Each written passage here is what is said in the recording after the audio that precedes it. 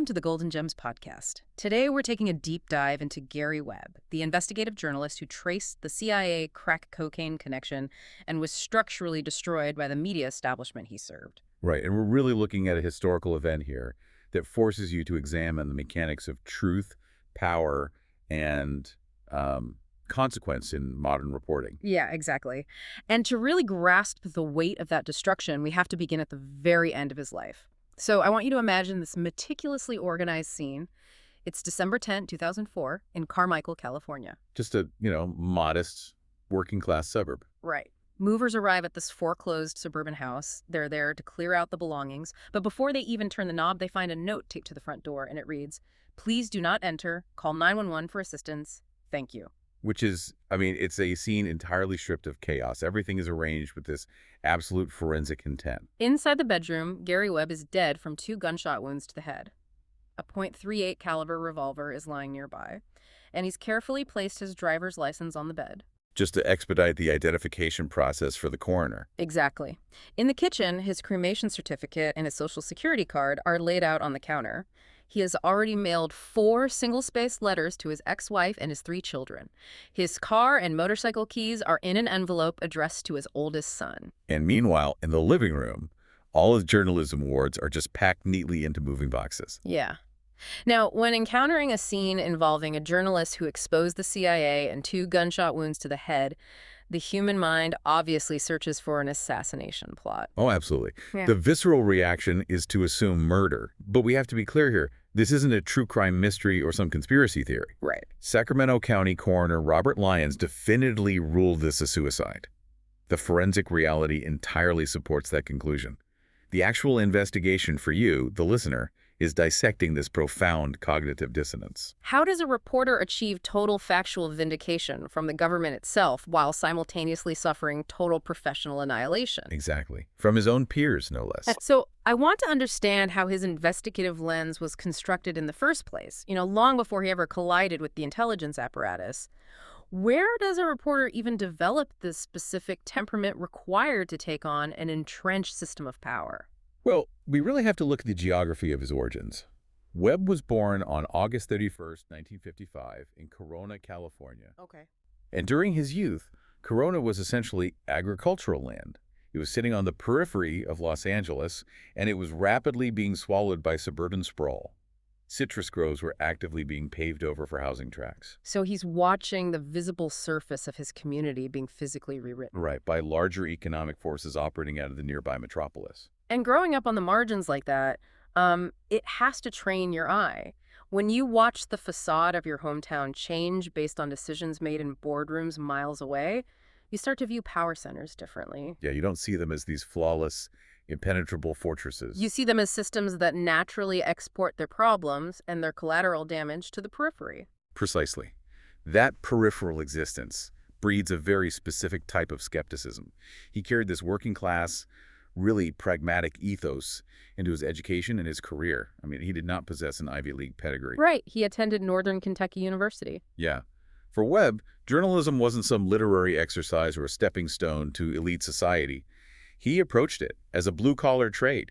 He built facts the way a mason lays bricks. And we see that early in his career, right? In the late 70s and 80s at the Kentucky Post and the Cleveland Plain Dealer, he was winning awards for exposing the corrupt links between the Kentucky coal mining industry and organized crime. Which requires synthesizing massive volumes of data, tracing complex financial relationships through shell companies, and withstanding severe intimidation from entrenched regional power brokers. He was developing a methodology based entirely on documentary evidence. Right. So let's look at what happens when that blue-collar methodology collides with technological revolution. In 1988, he gets recruited by the San Jose Mercury News. Dropping him right into Silicon Valley during the tech boom. Exactly. And I think this environment functioned a lot like early open source coding. He absorbed the tech ethos that data should bypass traditional gatekeepers and go straight to the public. He wasn't looking for the establishment's blessing, He wanted to deliver raw data directly to the end user. And that technological optimism completely seeped into his reporting.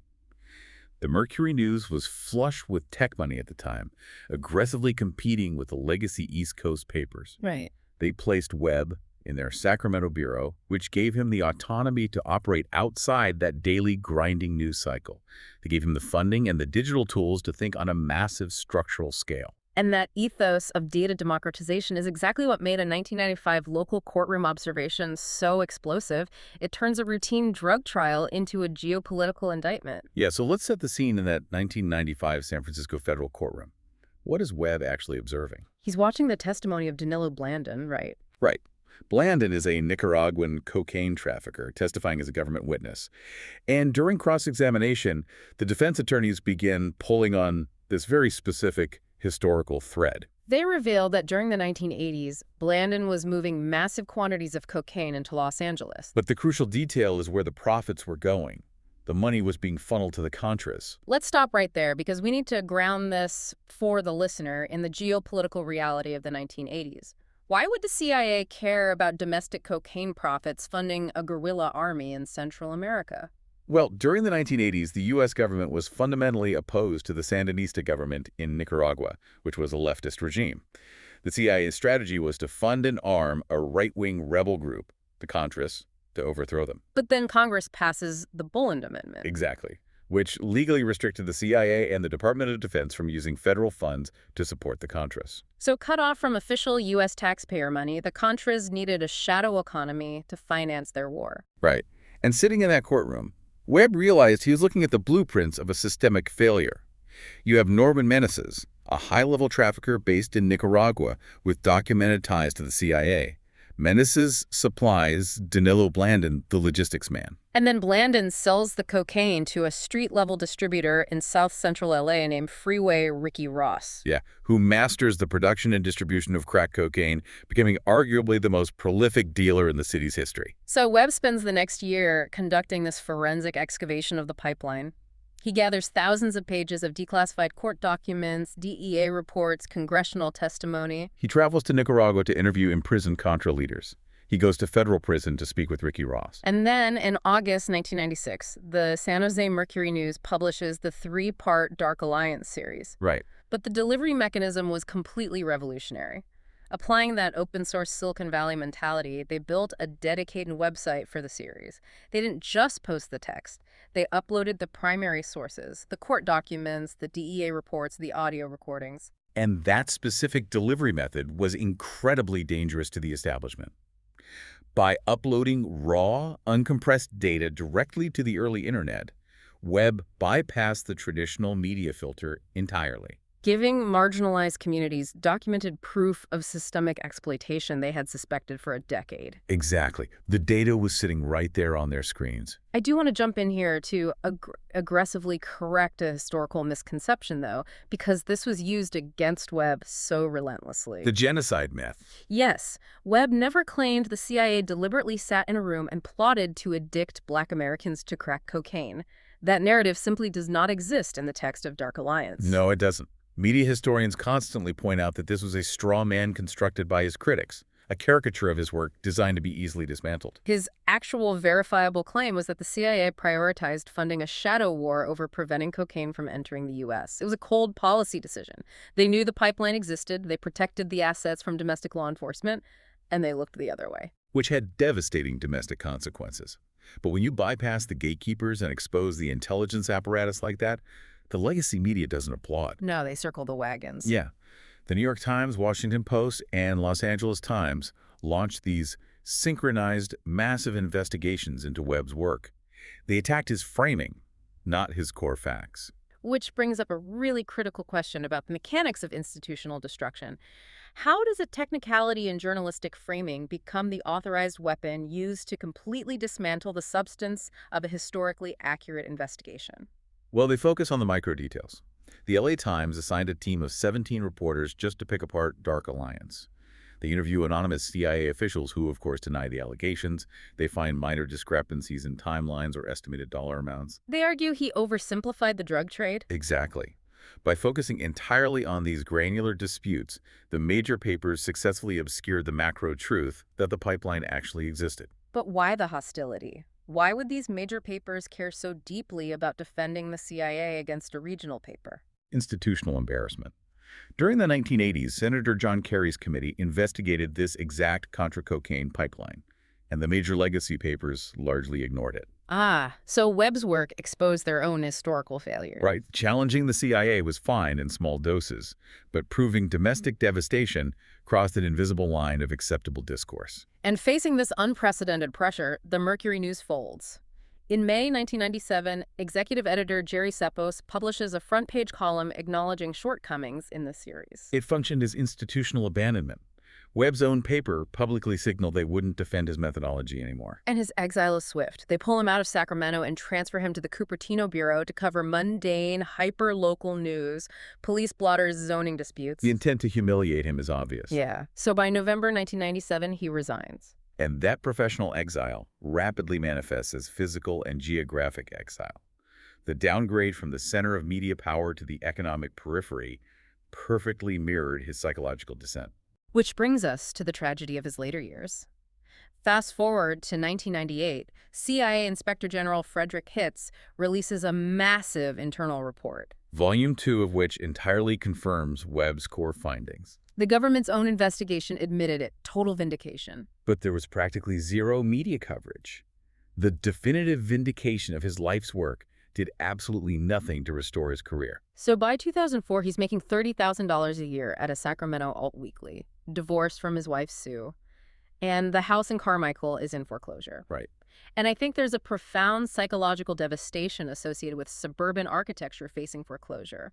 When a home actively rejects its occupant, the walls become this constant claustrophobic reminder of economic failure. The Carmichael house was the physical manifestation of his canceled future. And the bitter irony of Carmichael's geography is just. It's haunting. He's trapped on the economic periphery, locked out of discourse, but living just miles down the highway from the state capitol in Sacramento. Where the systems of power he exposed are operating smoothly without him. So we return to the night of December 9th, 2004. He executes his final actions with that exact same forensic precision. The 4 letters to Ian, Eric, Christine as his ex-wife, the cremation certificate on the counter. Right. The warning note on the door. We do have to address the mechanics of the suicide, though, because it's so unusual. Yeah, the 2 gunshot wounds.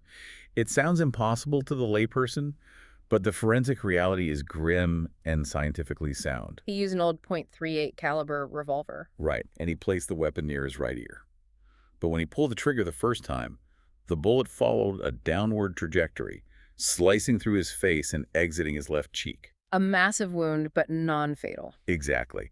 So operating through unimaginable shock and agony, he had to physically reposition the heavy revolver and pull the trigger a second time. And that second bullet struck an artery, which was fatal. Yeah, while highly unusual, it's a documented forensic possibility, and combined with the extensive preparations he made, it left no room for doubt among investigators. He was 49 years old. Webb's physical existence ended in that room, but the vault of his data and the haunting questions it raises for our society remains wide open. Look at the aftermath. Ricky Ross was released in 2009, explicitly citing Webb's work as proof that the epidemic in his community was facilitated by geopolitical policy. Blandon disappeared into witness protection. Meneses died in Nicaragua. And the CIA officers were never charged. Right. There was the 2014 film Kill the Messenger with Jeremy Renner, which introduced his story to a new generation, but A Hollywood film doesn't reverse institutional erasure. The legacy media has never formally apologized or integrated his findings into the official historical record. Webb's life stands as a permanent bleeding wound on the conscience of American journalism. And Webb's children have spoken publicly about this. They confirm it was suicide, but they state unequivocally that the system killed him. He was methodically dismantled by the very establishment he believed would protect him. Webb's legacy is a monument to the power of pure data. And it's a chilling warning to anyone who prioritizes raw truth over establishment comfort. Absolutely. So I want to leave you with something to chew on. Think about the digital landscape today. If a journalist dropped a fully documented open source investigation of this magnitude right now, would the decentralized internet actually protect them? Or has the establishment merely evolved its methods of erasure? It's a question we really haven't answered yet. Thank you for listening to the Golden Gems podcast. We'll be back next time with another deep dive. Until then, keep exploring, keep listening, and keep celebrating the power of uncompromising voices.